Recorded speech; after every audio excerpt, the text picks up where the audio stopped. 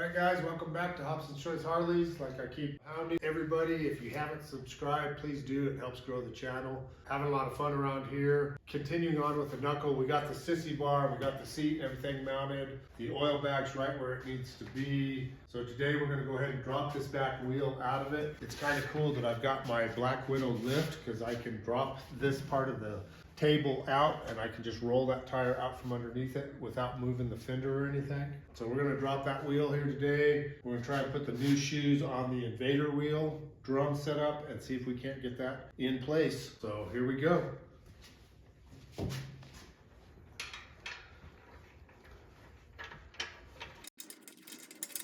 right.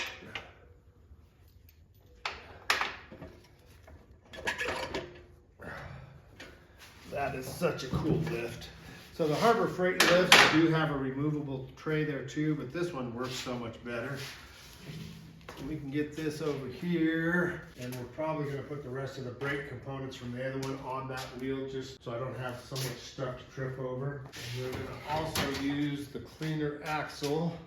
And then I saved all the spacers from when we tore this apart are in here. So I've got all the different spacers, and basically that's all rear end parts for either rigid or panhead type stuff. So I'm going to save that. So let's see, I've never even looked at this since I got it back on how bad the brake shoes are. So there's one of our custom bearings that we had to have made.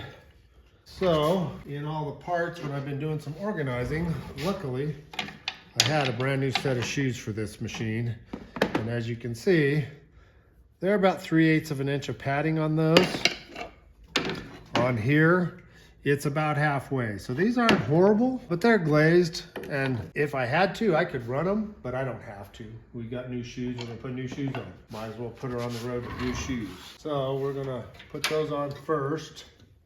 It's kind of funny, this cotter pin, they didn't even really bend these tabs. These tabs should be rolled all the way around. Makes it easy for me to get it off, but that pin could have got spit out of there pretty easy, and that's basically your main anchor point that's holding these shoes on. So we'll see.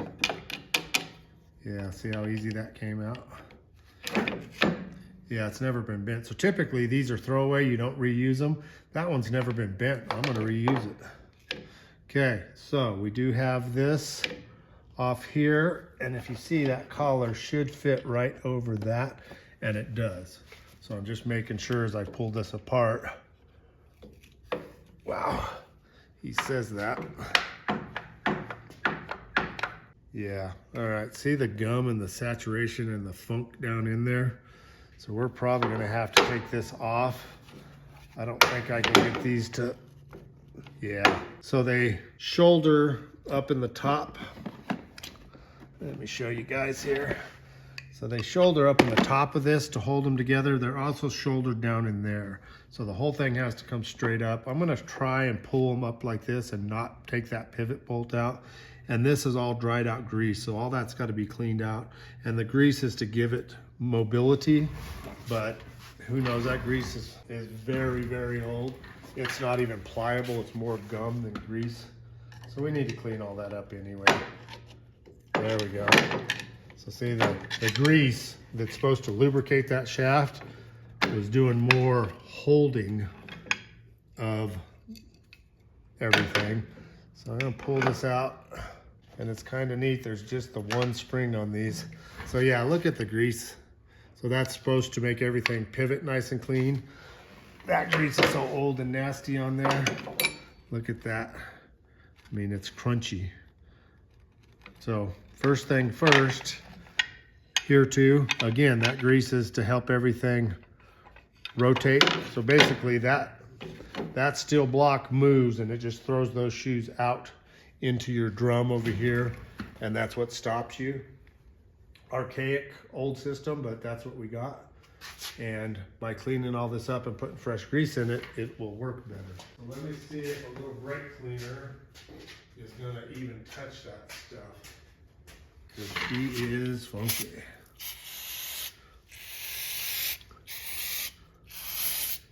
And I really don't want to put new shoes up against all of that. You guys out there ever get that funky smell of something that you shouldn't like, but you do? For me, it's brake cleaner. I like the smell of brake cleaner and latex paint. I'm a contractor doing remodeling by day, and that's kind of one of my things is I love the smell of latex paint. People have always told me I'm weird. I've heard gasoline. A lot of people like the smell of gasoline. Just one of those weird things we all got, I guess. So you can see my paddle. I don't know if that's the term or not. I've always called that the brake paddle because it's just a paddle that moves stuff. It really cleaned up pretty easy. This shaft, not so much. So what we're gonna do is see, I think I've got a wire wheel that I can put on a drill and clean this up. That's not too bad. And I guess the way to tell is to put that together and see. That's better. Yeah, there's still a lot of help needed. Where's my, there we go. Yeah, just, I don't know, it might be a little anal, but for me, the amount of elbow grease it takes now to clean this up, to get these brakes dialed in as close as possible, is worth the time. The one I really don't like is this down in here.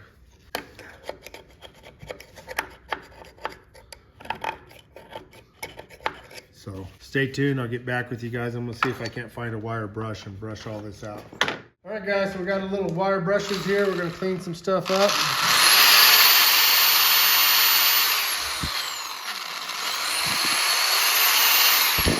Look at that, like brand new.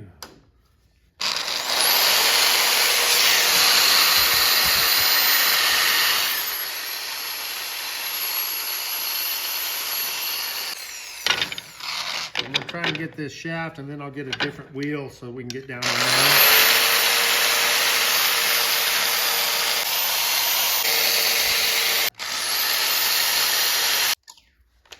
All right. These little Harbor Freight stuff, I'm not a Harbor Freight fan, but for throwaway or consumable materials, bits, blades, brushes like this, it's pretty hard to go wrong with how cheap you can get them. And this isn't something you're gonna continually use. You use them until you can't, throw them away. They're a third the price that it's if you go to one of the big stores. So I do use Harbor Freight for some stuff.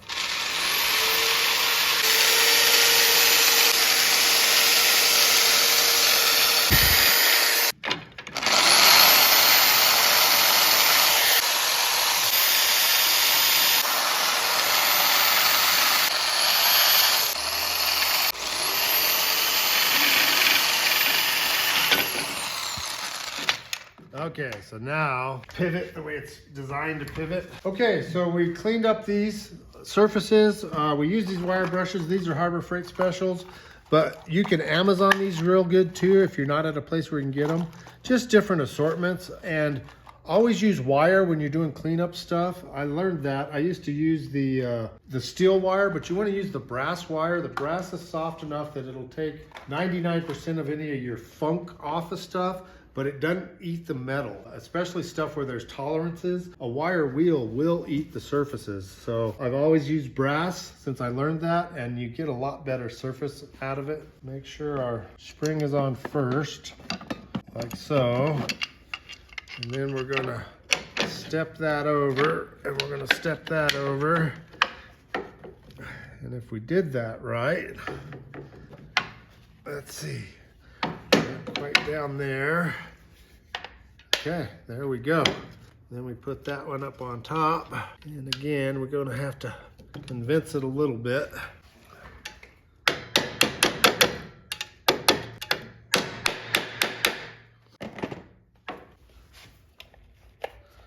Okay, so if you guys can see, that's your brake. That's what you get.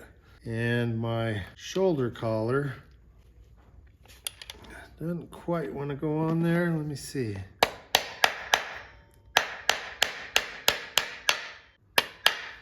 Okay, so what we're gonna do is we're gonna set this on here, and we're gonna try and get us a socket that's real close to that diameter. You could just feel it suck into place. All right, so if we did that right, you can see that there's room for that cotter pin to go through there, and that keeps this anchored. So the only movement here is side to side, and your only brake movement is that paddle opening and closing. So that's your brake assembly. Now what we're gonna do is we're gonna put this on here, and then I'm gonna get a rubber glove on, and we're gonna put some grease on here. I said I could reuse this because it wasn't bent, and it's bent just enough. There it goes. Okay, so I've always been told, and it seems like sound advice, that you want these bent around so they can't come off. So that's a pretty secure unit.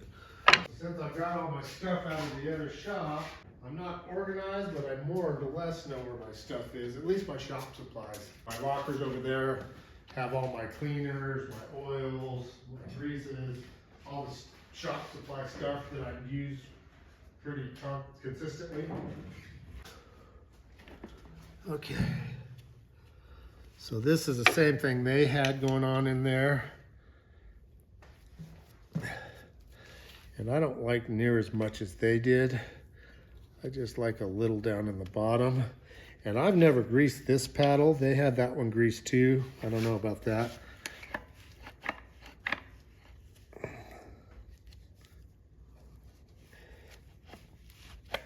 No, it does help. And I don't know if you can tell, but that seam right there, when you open this, see how the seam opened up? So I'm just trying to mush a little bit down in there. There's really hardly any movement. All your movement is here. So I think they had them over greased in my opinion. And we're gonna wipe off even the excess of there. Thing about that heavy duty bearing grease like that is a lubricant, and it does what it's supposed to, keeps things from overheating. It's also a dust and dirt and debris, it attracts it. So if you've got all that extra sitting there, dust is gonna be drawn to that. And by dust, I mean any outside dust, but more than that, the dust fiber from the brake. So as these wear, that dust falls in there and sticks to everything, works its way in, and actually can be problematic more than helping. So a little bit of grease in there is all I've ever done. So now we've got our Invader here, and what is gonna be the telltale is if this is gonna fit now that we put those new shoes on. Oh yeah, look at that. So there's almost a drag, and when you pull that, that's your stop. So I think we're pretty close. We're pretty good here. I did steel wool all this out before. I don't have any catches. I mean, it's a 80-year-old drum. Well, this one's a 61, so it's not that old, but it's 70 years old. And you can't really turn these on a lathe like you could with the old brakes. As long as you don't catch a fingernail anywhere, you're probably pretty close to good. It is what it is. Sometimes you can find these as aftermarket replacements, but they're real thin. They're not true. So you're better off to run the old one if you've got an old one. Okay, so we're gonna put our spacer here. We've already got our spacer in there, so we've got bearings on both sides of the wheel. So we got to put that in there, and we got to feed it just right up inside here. So here we go. Oh, that's a heavy booger. So you know what? I'm gonna lean it right there, and I'm gonna make sure I've got my axle ready.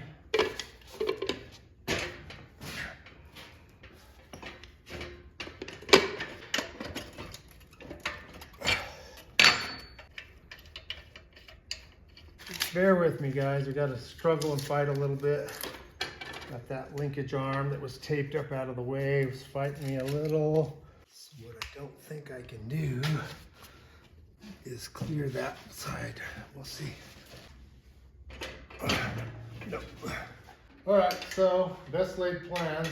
I was hoping to slide that wheel up in there, but that drum wheel is so wide that it was bottoming out on the sissy bar. So the only way to get that wheel in there is going to be pulling the sissy bar, which means I've got to pull this seat. And in the video that we did the other day on putting this seat in there, I was explaining why I did these brackets on this seat. It's just for this type of reason. I mean, anytime you want to do something to this bike, if you didn't have this set up the way I've got it set up, it'd be a real nightmare. So I can pull these two bolts, or one bolt, one nut, off of here. The seat comes right off, he says. So the seat comes off, which is very user-friendly, and then you can get accessibility. So when this bike is up and running, I can get to the battery, I can get to the fender mounts, I can get to anything and everything. It was time well spent redoing all this. So now I gotta take this fender off. And again, I have to take all this off anyway for paint, but I'm trying to get it all completely assembled with all the parts so that I know everything plays well with itself. So we're gonna take that out, and we're gonna take, see, none of this was bolted, it was all just drive fitted. So we're gonna lay this off to the side, and now we're gonna see if we can get that wheel assembly in there, which we should be able to, but I still might end up having to pull the fender. I don't know. Guess we're about to find out, aren't we? Okay, so now we got the sissy bar out of there. Let's see if we can manhandle this thing in there now.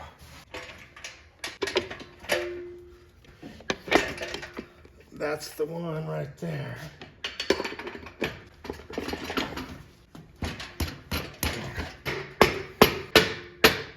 All right, so we got it that far. At least we can get that back in there so it's stable enough. So something has skipped on us. Oh, there it is. So this locating tab is fighting me a little. It's hard to see. There it is. See, that tab has to be in there, and that keeps the plate from rolling.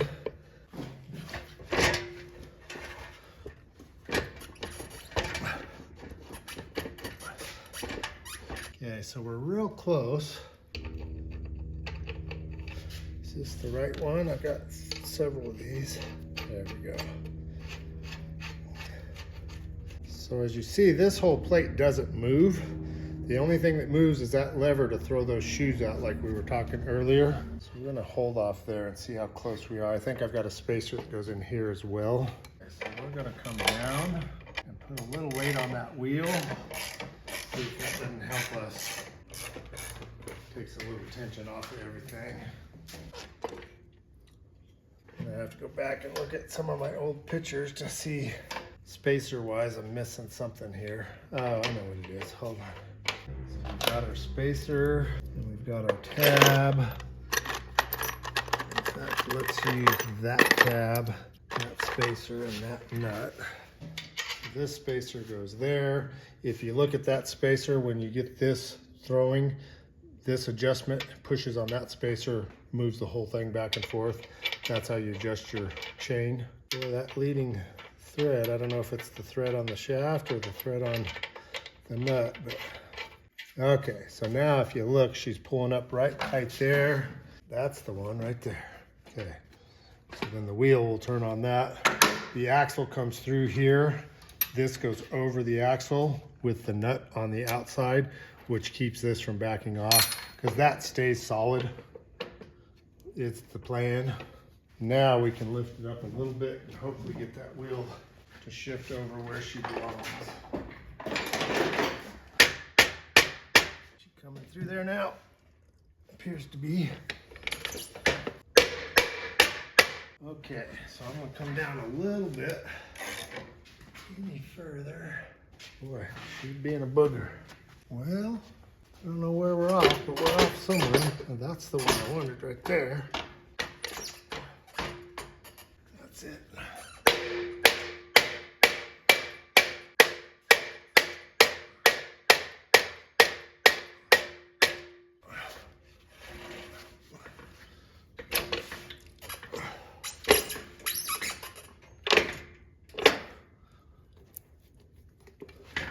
She's close.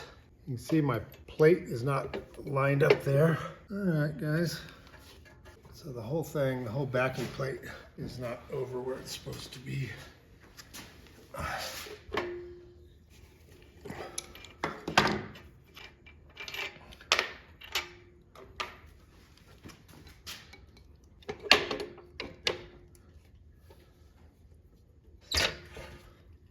Huh.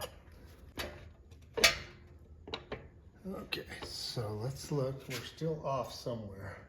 So if you look down inside here, that flat shoulder, that flat goes in the frame. We've got that shoulder right there. So there's got to be a spacer there. And it was washer. Then it was nut. Yeah, but see, when I crank that down, it pulls this out.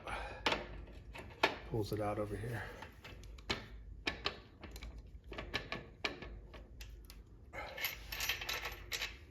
All right, you guys made it to the end. Thanks for watching. I hope you guys enjoyed the video. Please kickstart that like button. Don't forget to subscribe to the channel if you haven't already. Also, comment what you guys think. Let me know if you have any suggestions for video ideas or topics you guys want covered, and I'll do my best to include those in my next projects.